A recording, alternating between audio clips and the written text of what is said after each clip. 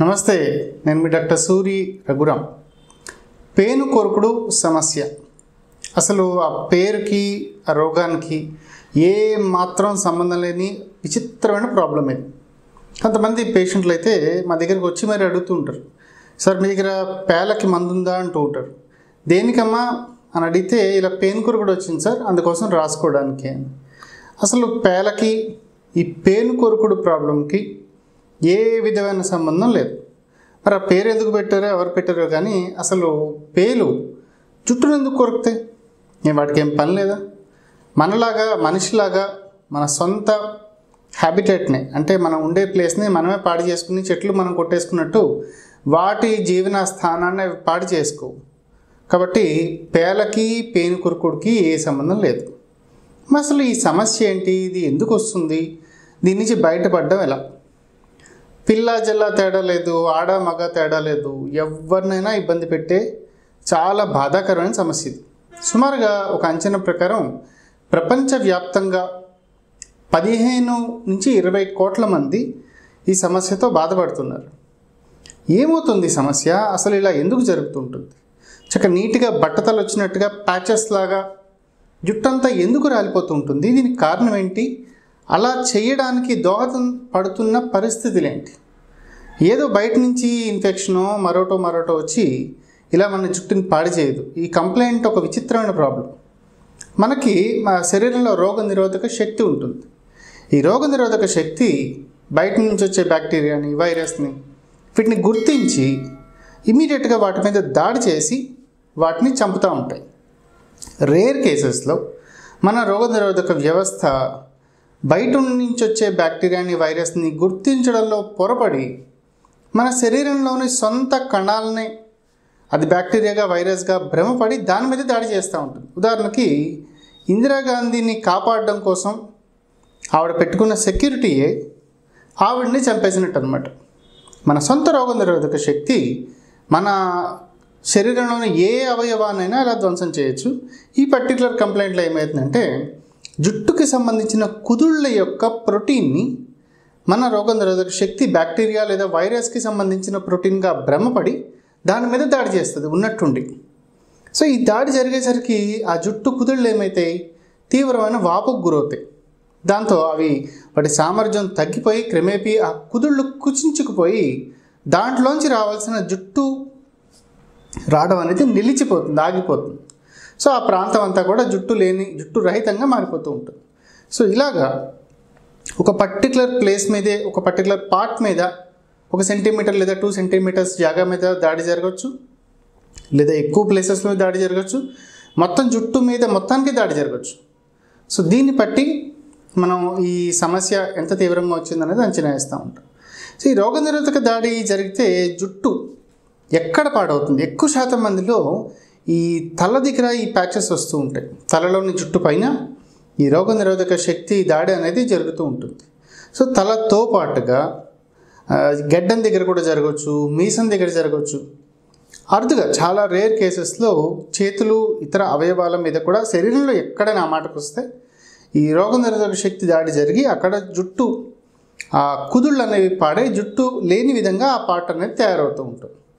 So ఈ సమస్య అంటే ఈ రోగనిరోధక శక్తి దాడి జరిగినప్పుడు కేవలం జుట్టు వరకే ప్రభావం ఉంటుందా అంటే అంతేకాదు, ఇతర అవయవాల మీద కూడా కొంత ప్రభావం పడవచ్చు, ముఖ్యంగా గోళ్ళ మీద. గోళ్ళు, అందుకని ఈ కంప్లైంట్ పేను కొరుకుడు సమస్య ఉన్న వ్యక్తుల్లో ఎక్కువ శాతం మందిలో గోళ్ళు పాడుతూ ఉంటాయి, పిప్పి గోళ్ళలాగా మారిపోతూ ఉంటాయి. అట్లాగే గోళ్ళ గుంటల్లాగా పడడం, గోరు తన రూపాన్ని కోల్పోతూ ఉండడం, ఇట్లాంటి అనేక రకాల లక్షణాలు మనకి ఈ పేను కొరుకుడులో కనిపిస్తూ ఉంటాయి. సరే, మరి ఈ పేను కొరుకుడు కేవలం జుట్టులోని కొంత భాగం వరకే ప్రభావం చూపుతుందా అంటే కాదు. ఎక్కువ శాతం మందిలో జుట్టులో ఏదైనా ఒక ప్యాచ్ ఏర్పడవచ్చు, లేదా మల్టిపుల్ ప్యాచెస్ అంటే కొన్ని 4-5 ప్యాచెస్ ఏర్పడుతూ ఉండొచ్చు. చిన్న ప్యాచ్ ఏర్పడవచ్చు, అంటే 1/2 సెంటీమీటర్ 1 సెంటీమీటర్ ప్యాచ్ ఏర్పడిన తర్వాత పెరగవచ్చు. ఇంకా పెద్ద ప్యాచెస్ ఏర్పడచ్చు. చాలా అరుదుగా జుట్టు మొత్తం మీద దాడి జరగవచ్చు, అంటే తలపై నుండే, స్కాల్ పై నుండే మొత్తం వెంట్రుకలన్నీ కూడా ఈ దాడికి గురే రాలిపోవచ్చు. సో చూడడానికి అది బట్టతల్లాగా కనబడుతుంది అనమాట. ఇలాగ 1-2 చోట్ల మాత్రమే ప్యాచెస్ ఏర్పడితే ఆ రకమైన స్థితిని ఎలోపేషియా ఏరియేటా అని పిలుస్తారు. ఇది తీవ్రమై మొత్తం తల మీద ఉండే జుట్టంతా రాలిపోయింది అనుకోండి. సో ఆ రకమైన సమస్యని ఎలోపేషియా టోటాలిస్ అని పిలుస్తారు. ఇంకా అరుదుగా రేర్ కేసెస్లో ఒక ప్రత్యేకమైన చాలా అరుదుగా అనమాట, ఎక్కడో మన 10,000 మందిలో ఒకళ్ళలో మాత్రమే రోగనిరోధక శక్తి దాడి అనేది కేవలం తలకి మాత్రమే పరిమితం కాక మొత్తం శరీరంలో ఉన్న ప్రతి వెంట్రుక కుదుళ్ళ మీద కూడా జరగవచ్చు. కంటికి సంబంధించిన కన్ను రెప్పల దగ్గర ఉండే జుట్టు కానీ, సో ఇవన్నీ కూడా మొత్తం శరీరంలో వెంట్రుక అనేదే లేకుండా, ఈవెన్ జననాంగాల దగ్గర కూడా వెంట్రుక అనేదే లేకుండా మొత్తంగా రాలిపోవచ్చు. ఈ అరుదైన స్థితిని ఎలోపేషియా యూనివర్సాలిస్ అంటారు. సో ఇంత దారుణంగా అది ఆ మనుషుల్ని ఇబ్బంది పెట్టేస్తూ ఉంటుంది. మరి అసలు ఇలా జుట్టు ఎందుకు పాడవుతుంది, దీనికి కారణాలు అంటే మన రోగనిరోధక శక్తి ఇలా అదుపు తప్పడానికి రీజన్స్, దోహదపడుతున్న పరిస్థితులు ఏంటి? ఖచ్చితంగా చెప్పాలి అంటే ఇప్పటికి కూడా వైద్య శాస్త్రానికి ఇలా ఉన్నట్టుండి మన సొంత రోగనిరోధక శక్తి, మనకి కాపాడాల్సిన రోగనిరోధక శక్తే అదుపు తప్పి మన సొంత కణాల మీద ఎందుకు దాడి చేస్తుందో తెలియదనే చెప్పాలి. కానీ అనేక రకాల పరిశోధనల వలన కొన్ని కారణాలు అయితే ప్రస్తుతానికైతే మనం గుర్తించగలిగాం. అందులో ముఖ్యమైనది వంశపారంపర్యం. ఇంట్లో ఎవరికైనా ఈ రకమైన సమస్య ఉన్నట్టయితే వాళ్ళ ఇంట్లోని ఇతర ఈ ఆఫ్స్ప్రింగ్స్ అంటాం కదా, వాళ్ళ పిల్లలు కానీ వీళ్ళల్లో కూడా ఈ రకమైన లక్షణాలు వచ్చే అవకాశాలు ఉంటాయి. అట్లాగే ఒత్తిడి, తీవ్రమైన మానసిక ఒత్తిడికి కూడా రోగనిరోధక శక్తి అదుపు తప్పడానికి కారణం అవుతుందని బయటపడి. సో చాలాసార్లు ఏమవుతుందంటే ఈ ఒత్తిడి ఎక్కువైనప్పుడు ఎలోపేషియా స్టార్ట్ అవుతుంది, అంటే జుట్టు రాలుతూ ఉంటుంది. జుట్టు రాలుతుందని వాళ్ళు గమనించాక ఇంకా ఒత్తిడికి గురైపోతారు పాపం. ఆ తీవ్రమైన ఒత్తిడి సమస్యని మరింత తీవ్రం చేస్తుంది. సో సమస్య తీవ్రమయ్యే కొద్దీ ఇంకా ఎక్కువ ఒత్తిడికి గురవుతారు, ఇంకా ఒత్తిడికి గురై మొత్తానికే జుట్టు డ్యామేజ్ అయ్యే పరిస్థితి తెచ్చుకుంటూ ఉంటారు. అందుకనే చాలాసార్లు ఎలోపేషియా ఏరియేటా ఉన్న పేషెంట్లు, అంటే అక్కడక్కడ ప్యాచెస్ ఉన్న పేషెంట్లలో 10% పీపుల్లో ఎలోపేషియా టోటాలిస్కి దారితీస్తుంది. ఎలోపేషియా టోటాలిస్ అంటే మొత్తం స్కాల్ పైన ఉండే జుట్టు అంతా పోవడం, మాడు పైన వెంట్రుకలన్నీ రాలిపోవడం అనమాట, జుట్టు అంతా రాలిపోవడం. 10% వాళ్ళలో ఒత్తిడి తీవ్రం వల్ల ఈ పరిస్థితి దాపురిస్తుంది. అట్లాగే జీవన విధానం, అడ్డదిడ్డమైన లైఫ్ స్టైల్, ఎప్పుడు పడితే అప్పుడు తినడం, అర్ధరాత్రి పడుకోవడం, ఎప్పుడో రాత్రి ఆఫీస్ ముగించుకుని ఇంటికి రావడం, ఈవినింగ్స్ లేట్గా రావడం, పబ్స్కి వెళ్తూ ఉండడం, ఈ రకమైన జీవన విధానం వలన ఇది రోగనిరోధక శక్తి అదుపు తప్పే అవకాశం ఉంది. ప్రెగ్నెన్సీ కూడా ఒక మేజర్ కారణం.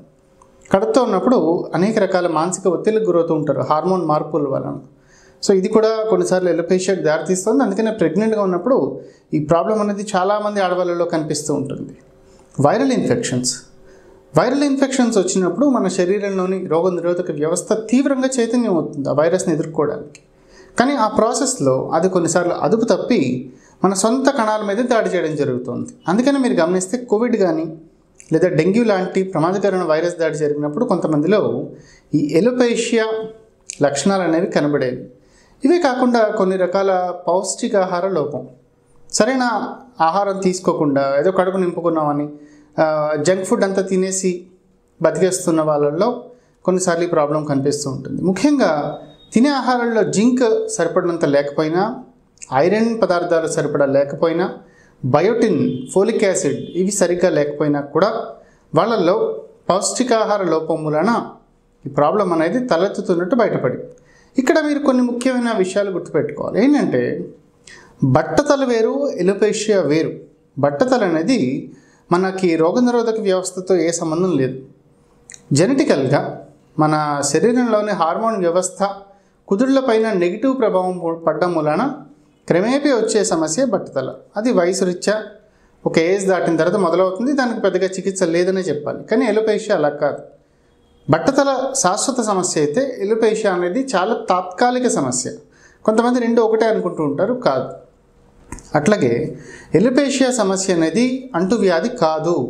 ఈ మాట ఎందుకు చెప్తున్నానంటే, మేము ఏమైనా మెడిసిన్స్ పేషెంట్కి ఇచ్చి మీరు తెలిసిన వాళ్ళ చేత లేదా భార్య చేత కానీ లేదా భార్యకి వస్తే భర్త చేత కానీ అప్లై చేయించుకోండి అని చెప్తే వాళ్ళు ఆ ప్యాచ్ని ముట్టుకోవడానికి భయపడుతున్నారు. ముఖ్యంగా భార్యలు భయపడుతూ ఉంటారు. సరే ఇది ముట్టుకుంటే నాకు వస్తుందా సార్ అని అడుగుతూ ఉంటారు. ఎందుకు అటువంటి భయం మీకు అస్సలు అవసరం లేదు. ఇది అంటువ్యాధి కాదు. గుర్తుపెట్టుకోండమ్మా, ఎలోపేషియా ప్యాచెస్ని నిర్భయంగా ముట్టుకోవచ్చు.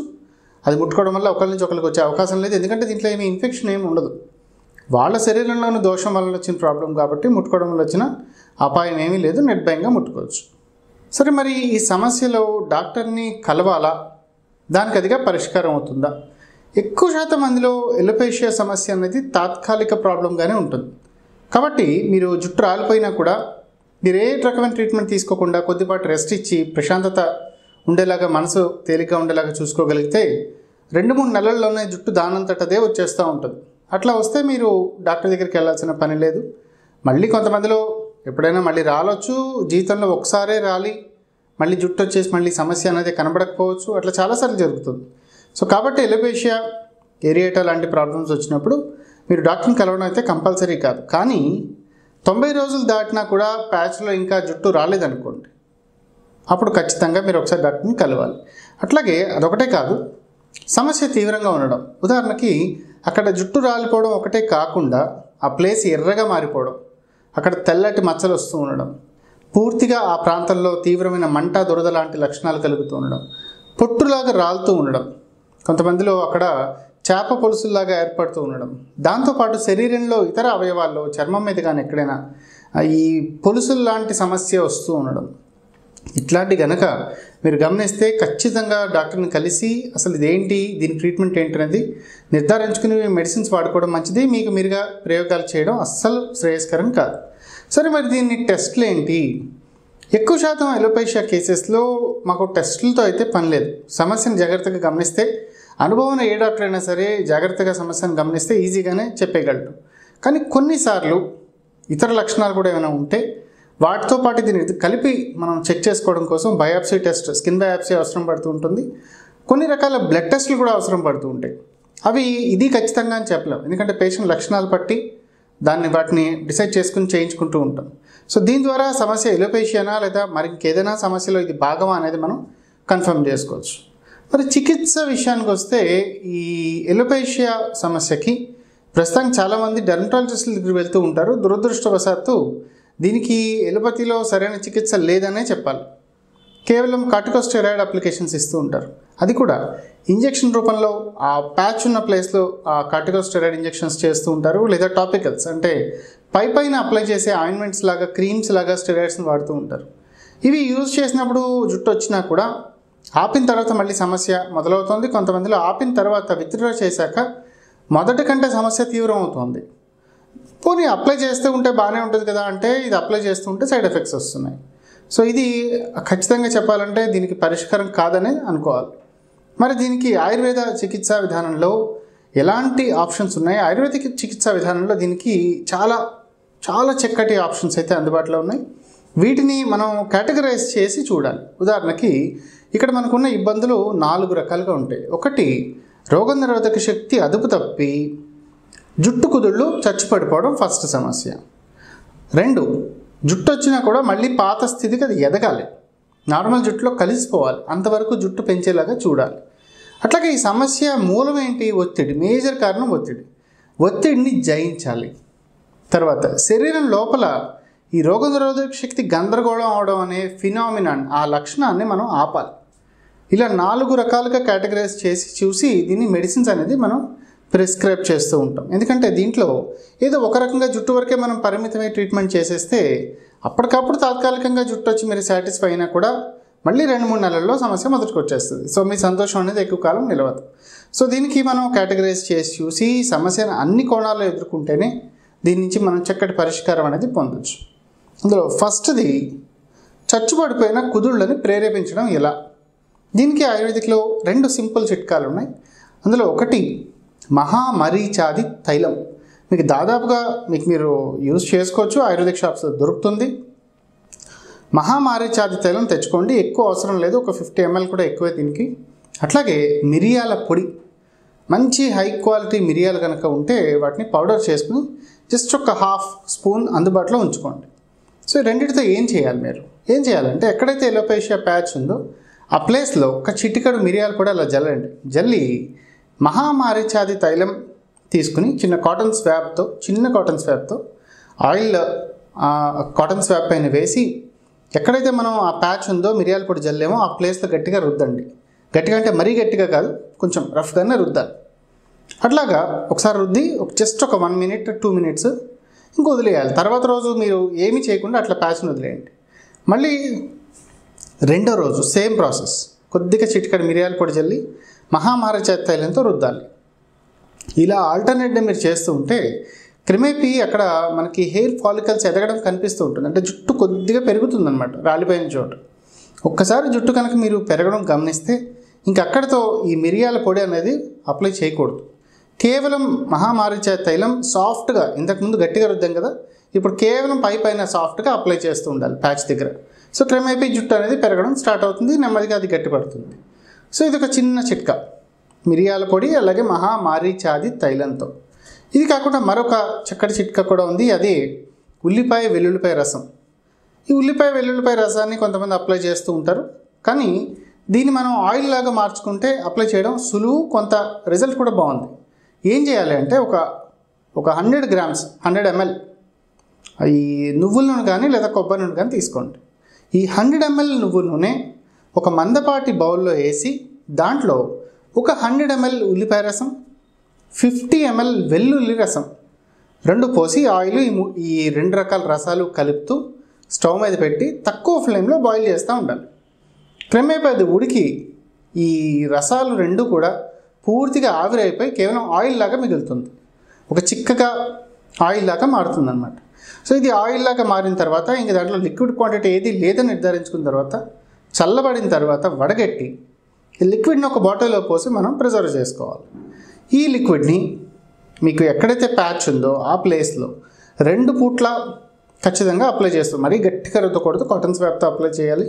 ఎక్కడెక్కడైతే ప్యాచెస్ చిన్నదైనా పెద్దదైనా 2 పూట్ల రాస్తూ ఉండాలి. సో దీంట్లో ఉండే ఈ ఆయిల్లో ఉండే ఆ తత్వం మూలన, ఆ ఉల్లిపాయ వెల్లుల్లిపాయలో ఉండే గుణం మూలన క్రమేపీ అక్కడ చైతన్యవంతమై చచ్చుబడిపోయిన కుదుళ్ళు తిరిగి జుట్టు పెరగడం స్టార్ట్ అవుతుంది. సో ఇది 2 కూడా అంటే ఇందాక మనం చెప్పుకున్న మహామారిచాది తైలం అట్లాగే ఈ ఉల్లి వెల్లుల్లి ఆయిల్స్ 2 కూడా మీరు తయారు చేసుకోవచ్చు, పెద్ద కష్టం కాదు. దీనివల్ల పెద్దగా సైడ్ ఎఫెక్ట్స్ అయితే ఉండవు. కానీ ఇంకొక చిట్కా కూడా ఉంది, అది మీకు చేసుకోవడం చాలా సేఫ్ కాదనే చెప్పాలి, కొన్నిసార్లు ప్రమాదకరం. దీంట్లో వాడే ఒకే ఒక కీలకమైన మూలిక గుంజ. దీన్నే మన తెలుగులో గురువింద గింజలు అంటారు. ఇది చాలా ప్రమాదకరమైన విష పదార్థం. మీరు చూసే ఉంటారు, ఈ గింజలు చాలా గట్టిగా ఉంటాయి, దీన్ని పగలగొట్టడం కూడా చాలా కష్టం. మిక్సీలో వేస్తే బ్లేడ్లు ఇరిగిపోతాయి తప్ప ఈ పగలవి. ఆ గింజలు ఒకే సైజులో రెడ్ అండ్ బ్లాక్ కలర్లో ఉంటాయి. వీటిని ఈ కంప్లైంట్లో ట్రీట్మెంట్ లాగా వాడతారు. ఇది మీరు చేయొద్దు, ముందే చెప్తున్నాను. తర్వాత మీరు ప్రయోగాలు చేస్తే ప్రమాదం జరిగితే మాది బాధ్యత కాదు. ఎవరైనా తెలిసిన ఆయుర్వేదిక్ డాక్టర్ సమక్షంలో ఈ ప్రయోగం మీరు చేసుకోవచ్చు. గురువింద గింజలు తెచ్చి దాన్ని మెత్తగా పౌడర్ లాగా చేయాలి. ఈ పౌడర్ని దగ్గర పెట్టుకోవాలి. అసలు ఎట్టి పరిస్థితులు కూడా నోటికి కంటికి తగలకుండా చూసుకోండి. ఒక 50 ml నువ్వుల నూనె తీసుకుని దాంట్లో 2 teaspoons ఈ గుంజా పౌడర్ లేదా గురువింద గింజల పొడి కలిపి ఆ 50 ml నీళ్ళకి 50 ml ఆయిల్కి 200 ml వాటర్ కలపాలి. సో ఈ వాటర్ 2 spoons ఈ పొడి, మిగతాది నూనె. దీన్ని మందపాటి గిన్నెలో వేసి స్టవ్ మీద పెట్టి అలా బాయిల్ చేస్తూ ఉండాలి. నీరంతా ఆవిరైపోయి కేవలం ఆయిల్ లాగా మిగిలిన తర్వాత పూర్తిగా చల్లబరిచి దాన్ని వడగట్టుకుని జాగ్రత్తగా ఒక బాటిల్లో వేసి పెట్టుకోవాలి. పిల్లలకి వాళ్ళకి ఎవరికి అసలు అది దగ్గర కూడా అవకాశం లేకుండా చూసుకోవాలి. ఈ ఆయిల్ని జాగ్రత్తగా ఎక్కడెక్కడైతే ప్యాచెస్ ఉన్నాయో ఆ ప్లేస్లో ఆల్టర్నేట్ డే అంటే రోజు మార్చి రోజు విడిచి రోజు అప్లై చేస్తూ ఉండాలి. సో దీంట్లో ఉండే విషగుణం వలన అది ఆ ప్రాంతంలో తీవ్రంగా పనిచేసి ఉన్నట్టుండి అక్కడ రక్త ప్రసరణ పెరిగేలాగా చేయగలదు. సో దీని వలన దీర్ఘకాలికంగా ఇబ్బంది పెడుతున్న సమస్య కూడా మనకి అదుపులోకి వచ్చే అవకాశం ఉంది. సో ఇందులో ఈ 3 చెప్పిన వాటిలో ఏదైనా సరే అప్లై చేసిన తర్వాత ఆ ప్లేస్లో ఏమైనా బొబ్బల్లాగా వచ్చినా, ఎర్రగా అయినా, మండినా, అప్పుడు మీరు ఇంగ్లీష్ మందులు ఇవి వాడకుండా ఆయుర్వేదిక్ షాప్లో దొరికే ఎస్టీ మధు తైలం అని కూడా అంటారు దీన్ని. ఈ ఆయిల్ని అప్లై చేయాలి. ఇది అప్లై చేస్తే అక్కడ మంట తగ్గుతుంది, త్వరగా నార్మల్ పరిస్థితికి వచ్చే అవకాశం ఉంటుంది. సో ఈ రకమైన చిట్కాలతో అక్కడ చచ్చుబడిపోయిన కుదుళ్ళని, ఆ జుట్టు కుదుళ్ళని మనం తిరిగి పెరిగేలాగా చేసుకోవచ్చు. సో ఇలా పెరగడం మొదలైన తర్వాత మళ్ళీ జుట్టు వేగంగా ఎదగాలంటే మళ్ళీ ఆయుర్వేదిక్లో దానికి చక్కటి మందులు అందుబాటులో ఉన్నాయి. అందులో కీలకమైనది భృంగురాజ్, గుంటగలక రాకు. చాలామంది తెలుసు, గుంటగలక రాకుని చాలామంది హెయిర్ ఆయిల్ లాగా వాడుతూ ఉంటారు. కానీ ఆయుర్వేదంలో దీన్ని ఇంటర్నల్గా అంటే నోటి ద్వారా మందు రూపంలో తీసుకుంటే ఇంకా బెటర్ రిజల్ట్ వస్తుందని బయటపడింది. భృంగురాజ్ని లేదా గుంటగలక రాకుని సిరప్ రూపంలో వాడచ్చు. భృంగరాజాసవ అని ఒక చక్కటి ఆయుర్వేదిక్ మెడిసిన్, ఒక సిరప్ అందుబాటులో ఉంది. పెద్ద ఆయుర్వేదిక్ షాప్స్లో దాదాపుగా అన్ని చోట్ల ఇది దొరుకుతుంది. ఇది నిర్భయంగా వాడచ్చు, పెద్దగా సైడ్ ఎఫెక్ట్స్ ఏముండవు. టేస్ట్ మాత్రం కొంచెం వగరవగరగా ఉంటుంది. భృంగరాజాసవ సిరప్ ఒక 15 ml పొద్దున్న, 15 ml రాత్రి టీ గ్లాస్ నీళ్ళలో కలుపుకుని 2 పూట్ల తిన్న తర్వాత తాగాలి. సో ఇది యూజ్ చేయడం వలన శారీరక స్టామినా పెరుగుతుంది, జుట్టు కూడా చక్కగా వస్తుంది. ఇదే కాకుండా నారసింహ రసాయనం అని, ఆమలకి రసాయనం అని, సప్తామృత లోహ గుగ్గులు అని, ఇట్లాంటి అనేక రకాల మందులు మనకి చక్కటి మెడిసిన్స్ మనకు అందుబాటులో ఉన్నాయి. వీటిని జుట్టు అవసరాల కోసం మనం ప్రాపర్గా అంచనా వేసుకుని యూజ్ చేస్తే చక్కటి రిజల్ట్ వచ్చే అవకాశం ఉంది. అట్లాగే ఒత్తిడి, తీవ్రమైన ఒత్తిడి కూడా ఈ సమస్య పెరగడానికి కారణం అవుతూ ఉంటుంది. సో ఈ ఒత్తిడిని జయించడానికి అంటే కొన్ని పర్టికులర్ వృత్తుల్లో, ఉదాహరణకి సాఫ్ట్వేర్ ఉద్యోగులు కానీ, లేదా ఈ మార్కెటింగ్ సెక్టర్లో ఉండే వాళ్ళకి కానీ, కొన్ని రకాల వ్యాపారస్తులకు కానీ, వీళ్ళలో తీవ్రమైన ఒత్తిడిలో పనిచేస్తూ ఉంటారు. సో ఒత్తిడి వలన సమస్య వచ్చిందని గుర్తిస్తే ఒత్తిడిని కంట్రోల్ చేయడానికి ఆయుర్వేదిక్లో మందులు ఉంటాయి. తగర అనే ఒక మెడిసిన్, అట్లాగే జటమాంసి అనే ఒక మెడిసిన్, అశ్వగంధ అనే మెడిసిన్, సర్పగంధ అనే మెడిసిన్, ఈ 4 కూడా ఒత్తిడి వలన సమస్య తీవ్రం అవడాన్ని కంట్రోల్ చేస్తాయి. అలాగే మన ఒత్తిడిని మనం హ్యాండిల్ చేసేలాగా మన సామర్థ్యాన్ని కూడా పెంచుతాయి. సో వీటిని జాగ్రత్తగా ఒక డాక్టర్ పర్యవేక్షణలో మీ వయసు పట్టి, మీకున్న కంప్లైంట్ తీవ్రత పట్టి, మీ బరువు పట్టి, ఇతర అనారోగ్యాలు పట్టి డోసేజ్ అనేది ఫిక్స్ చేసుకుని యూజ్ చేస్తే చక్కటి రిజల్ట్ వచ్చి స్ట్రెస్ వల్ల వచ్చిన ఈ కంప్లైంట్ మనం కంట్రోల్ చేయొచ్చు. ఇవే కాకుండా రోగనిరోధక శక్తి అదుపు తప్పే గుణం, వంశపారంపర్యంగా వచ్చే గుణాన్ని మనం కంట్రోల్ చేస్తే అసలు ఈ సమస్య మూలాలనే మనం తగ్గివేయచ్చు. అట్లాగా రోగనిరోధక శక్తి అదుపు తప్పడాన్ని కంట్రోల్ చేసే అద్భుతమైన మెడిసిన్ అమృత బల్లాతక లేహ్యం. ఇది మీరు ఎట్టి పరిస్థితుల్లో వాడకూడదు. ఒక డాక్టర్ పర్యవేక్షణలో ఆయన సలహా మేరకు డోస్ కూడా కరెక్ట్గా అంచనా వేసుకుని యూజ్ చేయాలి. మీరు ప్రయోగాలు చేస్తే ప్రమాదం కూడా. సో ఇది అమృత బల్లాతక లేహ్యం, జాగ్రత్తగా వాడండి, రిజల్ట్ చాలా బాగుంటుంది. నింబాది చూర్ణం, ఇది కూడా చాలా చక్కటి మెడిసిన్. అట్లాగే త్రిఫలా గుగ్గులు, ఇవన్నీ కూడా ఏం చేస్తాయంటే రక్తాన్ని శుద్ధి చేసి రోగనిరోధక శక్తి అదుపు తప్పడాన్ని తిరిగి లైన్లోకి తీసుకొస్తాయి అన్నమాట. సో ఇటువంటి చక్కటి ఆయుర్వేద ఔషధాల సాయంతో ఈ ఎలోపేషియా సమస్య, ఎలోపేషియా ఏరియేటా, దీన్ని ఆయుర్వేదంలో ఇంద్రలుప్తం అని పిలుస్తూ ఉంటారు. ఈ వ్యాధి నుంచి పూర్తిగా బయటపడే అవకాశం ఉంది. మీరు ఏవేవో ఆందోళన పడి, కంగారు పడి, దీనికి విచిత్రమైన ప్రయోగాలన్నీ చేసి ఎవరు చెప్తే వాళ్ళ సలహాలు పాటిస్తే సమస్య సులువుగా పరిష్కారం అవ్వాల్సింది పోయి మీరే కాంప్లికేట్ చేసుకుని వాళ్ళు అవుతారు. సో అట్లాంటి పనులు చేయకుండా ఒక చక్కటి ఎవరైనా కుదిరితే MD ఆయుర్వేద క్వాలిఫికేషన్ ఉన్న వాళ్ళు మీకు అందుబాటులో ఉంటే వాళ్ళని కన్సల్ట్ చేసి ఈ సమస్య నుంచి పూర్తిగా బయటపడి తిరిగి ప్రశాంతమైన జీవితం మీరు గడపాలని, మీకు చక్కటి జుట్టు బాగా రావాలని మనస్ఫూర్తిగా కోరుకుంటూ నమస్తే.